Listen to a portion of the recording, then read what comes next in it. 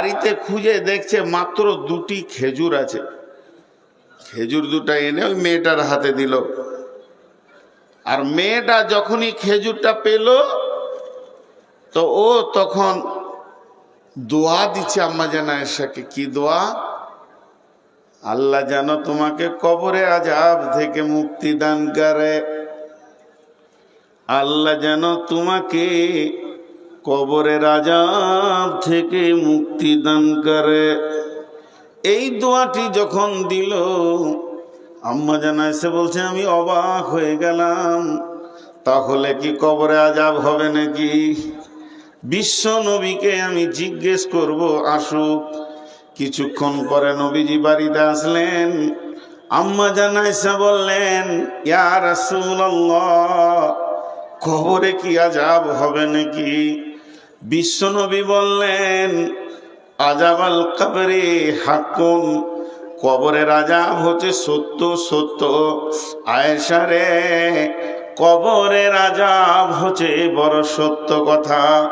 আয়েশা বললেন আমাকে এক ইহুদির মেয়ে দোয়াটা দিয়ে গেল, বলে ঠিক আছে কবরে আযাব হচ্ছে সত্য। এখন ওই মেয়েটি যে বলে গেছেন, আম্মা জান আয়েশা খেয়াল করে রসুলকে জিজ্ঞেস করলেন কবরে আযাব সত্য প্রমাণ হয়ে গেল।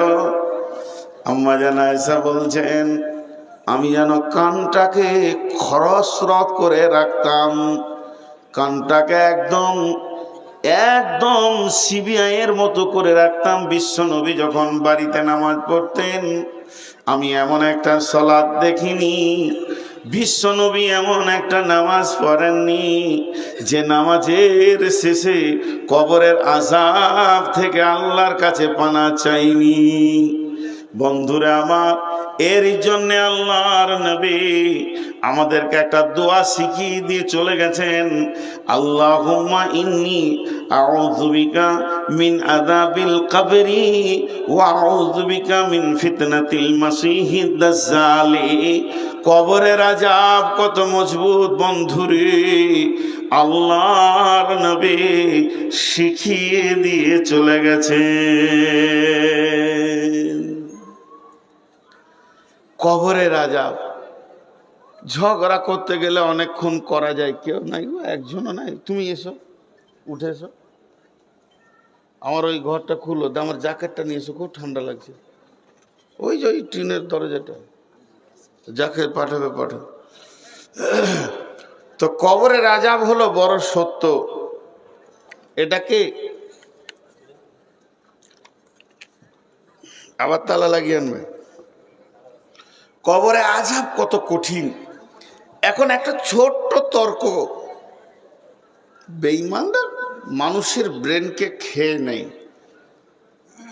একটা গোষ্ঠী বের হয়েছে বাংলাদেশে, বেশি দেখা যাচ্ছে। আর বাংলাদেশটা হচ্ছে পৃথিবীর মধ্যে এক আজীব জায়গা, তর্কতে খুব ভালোবাসে ওরা। ওই গোষ্ঠী বলছে হিসাবের দিন কখন, হিসাবের দিন কখন? আপনারা আমার সঙ্গে কথা বলেন, কিয়ামতের দিনটা হলো হিসাবের দিন, তাহলে কবরে আযাব হবে কেন? হিসাবই হলো না, হিসাবই হলো না, তাহলে আযাব হবে কেন? আজীব ব্যাপার। অথচ সরাসরি নবীজি বলছেন কবরে আযাব সত্য। তো হিসাবের আগে কি আযাব হবে? বলে জি হবে। একটা উদাহরণ দিব, এটা মাথা থেকে চলে যাবে। আমি কোনো একটা দোকানে ধার খাই, ধারে মাল নিই, একটা খাতা আছে, চিনি নিলাম, চা নিলাম, চলে গেলাম, ও খাতায় লিখে রাখে। তো আমার খাতাতে অনেক ঋণ আছে।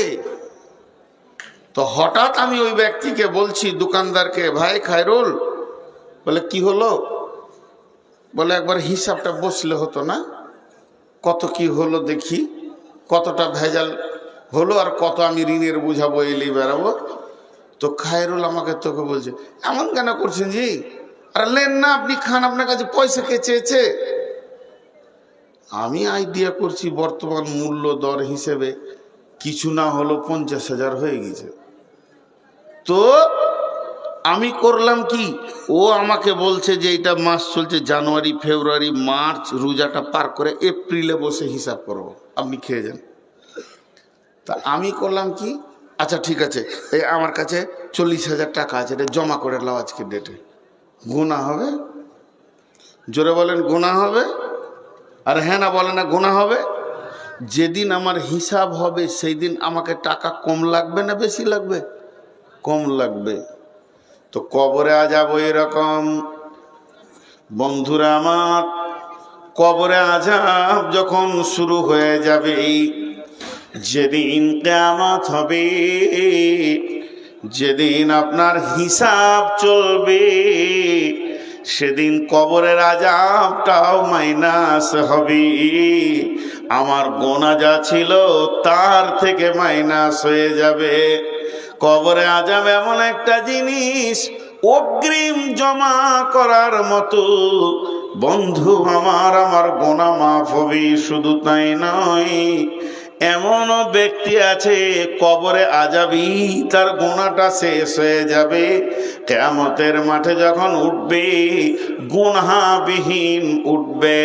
এরপরে যদি গুনাহ থাকে তাহলে হিসাব নিকাশে ধরা পড়বে। কিয়ামতের মাঠে 50,000 বছর থেকেও সেখানে মাইনাস যাবে। অতএব কবরে আযাব সত্য। আল্লাহর নবী বলে দিয়েছেন, আযাবাল কবরে হাক্কুন, কবরে আযাব হচ্ছে সত্য। ওই জায়গা থেকে নিজেকে ভয় করো। হযরত ওসমান গনি, ইসলামের তৃতীয় খলিফা, রসুলের জামাতা, যুনুরাইন বলা হয়। তিনি একাই রসুলের 2খানা বেটিকে বিয়ে করেছিলেন। একটা বেটি মরে যাওয়ার পর আবার একটা বেটিকে বিয়ে দিয়েছিলেন রসুল। একই জামাইকে 2খানা মেয়ে দিয়েছিলেন। ওই জামাইটার নাম হচ্ছে হযরতে ওসমান। তিনি যখন কবরের কথা শুনতেন, অঝোর নয়নে কাঁদতেন, চোখের পানিতে দাড়ি পর্যন্ত ভিজে যেত। বন্ধুরে, এখন যদি একবার মদিনা যান তো গারকুল বাকি, যেটা মদিনার পূর্ব দিকে মসজিদে রয়েছে গোরস্থান, ওখানেই ওসমান আজও শুয়ে রয়েছে। হযরত ওসমানকে জিজ্ঞেস করা হলো, ওসমান রে, তুমি জাহান্নামের কথায় যত বেশি না কাঁদো, কবরের কথাতে কেন বেশি কাঁদো? হযরত ওসমান বলেছিলেন, আল্লাহর নবী বলেছেন, কবর একটা জাহান্নামের টুকরো কিংবা জান্নাতের টুকরো কিংবা জাহান্নামের গর্ত। যে ব্যক্তিটা কবরে ধরা খেয়ে যাবে তার বড় কঠিন আযাব হবে, আর কোথাও পার হবে না। কিন্তু যে ব্যক্তিটা কবর থেকে বেঁচে যাবে তার আর পরবর্তী আখিরাতের স্টেপগুলো আর কোনো চিন্তা হবে না। তার জন্যই আমি কবরের কথা শুনে অনেক বেশি কান্না করি। জি ভাই, কবর এমন একটা জায়গা, আপনাকে আমাকে যেতেই হবে। যেদিন আমি মরে যাব, শুধু কবরকে স্মরণ করার জন্যে কি ফজিলত দেখেন। একটা জিনিস আমাদের বুঝে আসে না, কবরের গুরুত্বটা দিতে গিয়ে আল্লাহ রসুল কি সিস্টেম তৈরি করেছেন দেখেন। আচ্ছা, একটা মানুষ মারা গেল ইসলামপুরে, একটা মানুষ মরেছে, শুধু 1 পিস মানুষ মরেছে। বিশ্বনবী ঘোষণা দিচ্ছে, ওই লোকটার জানাজায় যে যে যাবে সে শুধু জানাজা পড়ে পালিয়ে আসবে, বেশিক্ষণ থাকবে না। তাতে সে কি পাবে? তাতে সে 1 উহুদ পাহাড় নেকি পাবে, 1 উহুদ পাহাড়। আর যদি শেষ পর্যন্ত দাফন কাফন করে একদম কবর সেরে আসবে তো 2 উহুদ পাহাড় পাবে। কিরাতাইন, 2 উহুদ পাহাড়। উহুদ পাহাড়টা কত বড়? উহুদ পাহাড়টা হচ্ছে 7 কিলোমিটার লম্বা, 3.5 কিলোমিটার চওড়া। উহুদ, ওর নাম উহুদ কেন? ওর সাথে কোনো পাহাড়ের জয়েন্ট নাই, ও একাই দাঁড়িয়ে আছে। আহাদ থেকে উহুদ, সেই অহুদ পাহাড় সমান নেকি হবে ওর। কে পাবে? যে জানাজা পড়তে যাবে। আজীব জিনিস, যে জানাজা পড়তে যাবে, আজীব জিনিস। আজীব জিনিস কেন বলছি? আরে আমি তো বিদায় দিতে গেছি একজনকে, আমি একা যাইনি, আমার মতো আরো 500 জন গেছে। তাহলে 500 অহুদ পাহাড় নেকি নিয়ে কিংবা 1000 অহুদ পাহাড় নেকি নিয়ে জীবিত কটা বাড়ি চলে গেল, তো মুর্দাটার লাভ কি হলো? ভিড় জমিয়ে মুর্দাটার লাভ কি হলো? আমার প্রশ্নটা খালি বোঝার চেষ্টা করেন।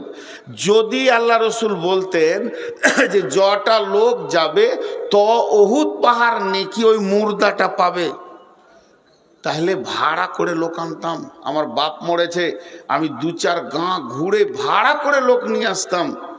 একটা লোকে 4টা লোকে ধরে নিয়ে গিয়ে ওকে জানাজা পড়ে দাফন করলে যা হবে, আর 1000 কেন 1 লাখ গেল তাই হবে।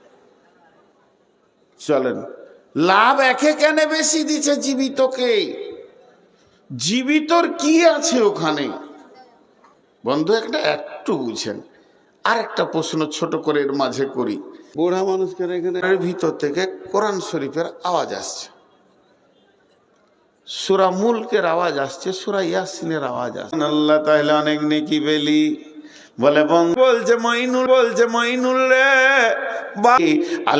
আল্লাহ তাআলা তাবিন সিরু সিবিতেও বিচরণ করেন, কোরআন বাড়িটা আমার বাড়ির পাশে, একবার গিয়ে দেখে আসবেন। সরকার তার মায়ায় পড়েন। আম্মা জানায় রাতে উঠেছেন উঠার পরে তিনি হাত মুখ কুচলি উজু নানি নানা দাদি দাদাকে মাতাহু কবরে করলাম সুম্মা সাবিলা ইয়াসারা। যে রাস্তা দিয়ে তুমি পৃথিবীতে এসেছো এটা সোনার দরজা, ছাড়েন